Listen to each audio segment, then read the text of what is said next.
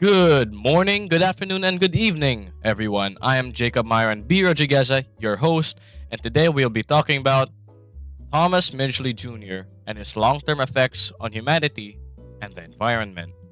Thomas Midgely Jr., a name not many recognize, yet his inventions have significantly shaped both human progress and environmental challenges. Today, we'll delve into Midgley's life, his innovations, and the profound implications of his work on our world. We'll be splitting our topic into six subtopics: his early life, engine knocking, the invention of tetraethyl lead, lead and gasoline, the invention of freon, and everyone's and everything's environmental impacts. Understanding Midgley's early life provides insight into how he became a pivotal figure in industrial science. Thomas Midgley Jr. was born in Beaver Falls, Pennsylvania on May 18, 1889, the son of Hattie Louise and Thomas Midgley Sr. His upbringing and a family of inventors set the stage for his future contributions to engineering and chemistry. His family had a history of inventing. His dad was in the field of car tires, while his grandfather, James Emerson, invented the inserted tooth saw. He grew up in Columbus, Ohio, and graduated from Cornell University in 1911 with a degree in mechanical engineering. He then joined General Motors. Midgley's innovative spirit was undoubtedly influenced by his family's legacy of invention and his solid engineering education. Engine knocking. Engine knocking was a prevalent issue in early automotive engineering, posing significant challenges to engine efficiency and longevity. It was the result of crankless cars invented because of the death of the founder of Carter Car, owned by Motors, who died when turning the crank of a stalled Cadillac when it hit his jaw and led to his death. Engine knocking is a term used to describe loud explosive noises from engines. These occurred after vehicles without cranks were introduced. The effects can range from minor damage to risk of explosion. Solving this problem was crucial for the advancement of the automotive industry and laid the groundwork for Midgley's significant discoveries. Engine knocking was caused by fuel which exploded too early due to its weak pressure resistance. It can be prevented by gasoline containing ethanol. While effective, it is expensive and hard to profit from. Charles Kettering, Thomas's director, wanted to find a cheaper alternative by finding another compound with higher amounts of octane, which is a compound with high pressure resistance. And up here, you can see on the left is how an engine should work. Well, it explodes right on time, giving fuel and power to the engine.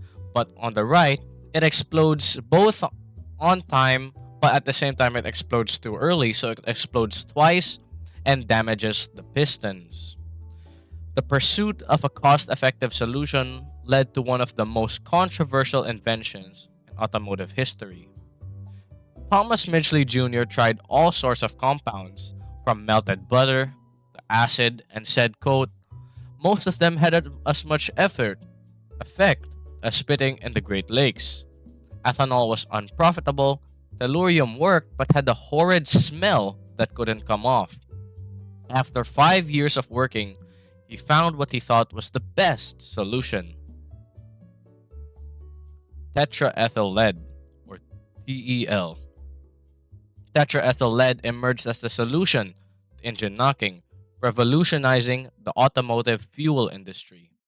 This additive was exactly what Thomas was looking for. It stopped the knocking, it didn't smell, it was cheap to produce, and it was readily available. In a call to Kettering, Midgley said, can you imagine how much money we're going to make with this? We're going to make $200 million, maybe even more. Midgley's discovery was celebrated, but the dark side of leaded gasoline would soon began to surface. Lead in gasoline. For his discovery, Thomas was awarded the Nichols Award by the American Chemical Society. Him and Kettering patented the process for tetraethyl lead and called their additive ethyl, probably to mislead the public into confusing it with ethyl found in alcohol, and formed Ethyl Corporation. They had brilliant marketing, and during the 1923 Indianapolis 500, the top three all used ethyl, and then the demand for leaded gasoline took off. While tetraethyl lead solved the immediate problem of engine knocking, it produced a far more insidious issue: widespread lead pollution. But that's gonna be for later. For now, let's talk about how, to keep up with the high demand, Ethyl Corporation had to begin to build a new chemical plant. But it began terribly. Dozens of workers fell ill with lead poisoning, with 5 of them dead. Midgley also spent much of 1923 suffering from lead poisoning. Lead is dangerous in our bodies as it mimics calcium and can be stored in bones. Brains are the most sensitive to lead as it prevents the release of some brain signals. The toxic effects of lead became evident early on, but the financial benefits overshadowed these dangers.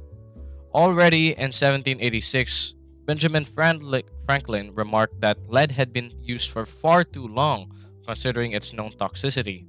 You'll observe with concern how long a useful truth may be known and exist before it is generally received and practiced on. He would have been shocked to learn that nearly 150 years later, scientists planned to add lead to fuel. Doctors and public health officials wrote to Midgley and warned them against producing tetraethyl lead. They called lead a creeping and malicious poison and a serious menace to public health. Their concerns were immediately dismissed. Public concern about lead exposure had continued to grow, but President of Standard Oil Frank Howard pushed back, saying, "We do not feel justified in giving up what has come to the industry like a gift from heaven on the possibility that a measly hazard may be involved in it." Scientists funded by the Ethyl Corporation claimed that lead was a natural part of our environment and therefore not harmful. The global health impact of leaded gasoline is staggering. But we'll talk about that later. Scientist Claire Patterson discovered that levels of lead had multiplied by 1,000, and measuring lead levels on ice and oceans and teeth in humans. Studies of baby teeth said that lead exposure resulted in delayed learning, decreased IQ, increased behavioral problems, and were much more likely to fail out of high school even at low doses of lead. Lead is believed to be the cause of 2/3 of unexplained intellectual disabilities even until now. The world is less intelligent because of leaded gasoline, but there are more problems than this. The US saw a rise in crime from 1970s to 1990s, after which it suddenly declines. It looks extremely similar to blood levels of preschool students connected to lead, just offset by 20 years. Did kids who are more exposed to lead grow up to commit more crime?